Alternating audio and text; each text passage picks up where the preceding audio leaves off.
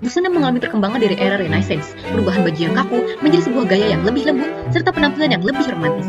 Inilah era Baroque. Halo semuanya, perkenalkan saya Semi Hilda Korea dan pada kali ini aku mau membahas mengenai sejarah perkembangan mode busana yang kali ini adalah pada era Baroque setelah Renaissance. Untuk sumbernya sendiri aku mengambil dari Fox of Fashion.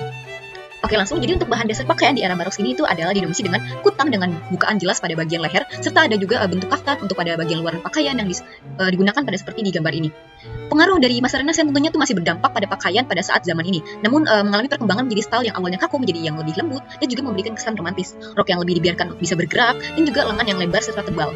Rok berlapis yang digunakan juga dapat dikatakan sebagai bentuk dasar busana yang bungkus. Bahan yang pada pakaian itu seperti ada dari sutra, wool halus, linen, demas, dan juga pula beludru. Dari bahannya saja itu bisa dilihat bahwa fokus pakaian itu menunjukkan pada kesan yang elegan dan juga bahan-bahan yang mewah yang digunakannya.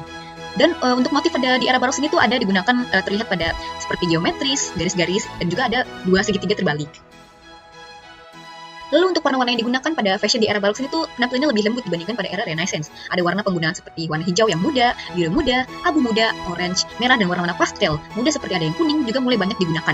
Dan untuk detail-detail di pakaian itu terlihat dari banyaknya lapisan kain seperti pada rok yang lebarnya juga, serta lengan yang lebar juga dinamakan itu sebagai lengan virago.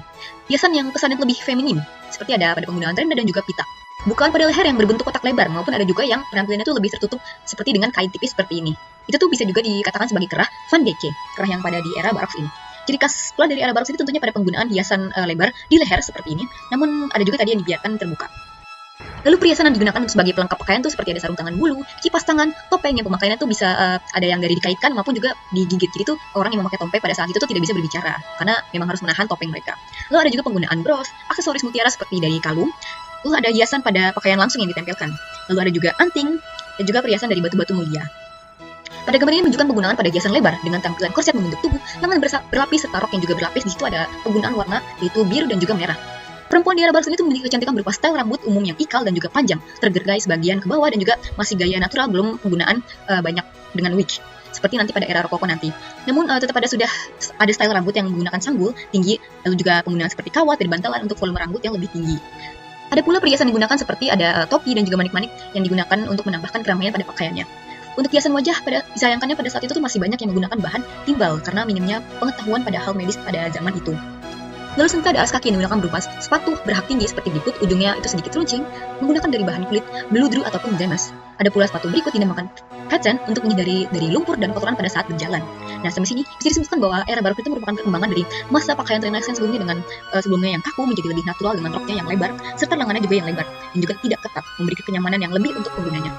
Oke, sekarang aku mau menunjukkan penampilan fashion aku yang terinspirasi dari era Baroque ini, menggunakan warna merah elegan dengan siluet rok ketat, namun di bawahnya sedikit lebar. Aku juga mengambil inspirasi berupa hiasan mutiara pada gelang dan perhiasan pita untuk menambah kesan feminim di kepala, ditambah juga menggunakan topeng dan mengganti kipas tangan sebagaimana aksesoris yang ada di era Baroque.